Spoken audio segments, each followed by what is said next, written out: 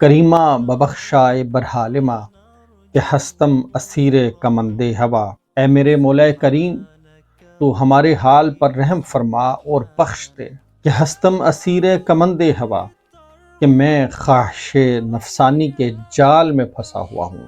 اس شعر میں آپ نے جس آیہ کریمہ کی طرف اشارہ فرمایا ہے وہ سورۃ المؤمنون کی آیت نمبر 118 ہے، جس میں اللہ تعالیٰ ارشاد فرماتے ہیں رب اغفر وارحم وانت خیر الراحمین۔ اے میرے پروردگار، تو بخش دے اور رحم فرما اور تو سب سے بہتر رحم کرنے والا ہے۔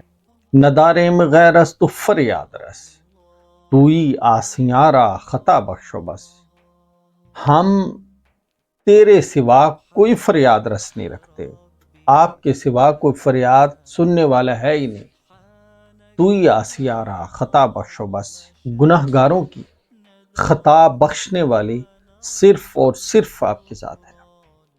اس کا جو پہلا مصرع ہے اس میں آپ نے قرآن کریم کی آیہ کریمہ حسبی اللہ لا الہ الا ہو علیہ توکلت وہو رب العرش العظیم کی طرف اشارہ فرمایا ہے۔ اس آیہ کریمہ کا مفہوم یوں ہے کہ میرے لیے اللہ ہی کافی ہے، جس کے سوا کوئی عبادت کے لائق نہیں، اور میں نے اسی پر بھروسہ کیا اور وہ عرش عظیم کا مالک ہے۔ توئی آسیاں را خطا بخشو بس۔ اس مصرع میں آپ نے قرآن کریم کی آیہ کریمہ وَمَن یغفر الذنوب الا اللہ، اور اللہ کے سوا گناہوں کو کون بخش سکتا ہے، اس کی طرف اشارہ فرمایا ہے۔ نگاہ دار مارا راہ خطا، خطا در گزار و ثوابم نما۔ آپ ہمیں غلط راستے سے محفوظ فرمائیے۔ خطا در گزار و ثوابم نما، غلطیوں سے درگزر فرمائیے اور سیدھے راستے پر چلائیے۔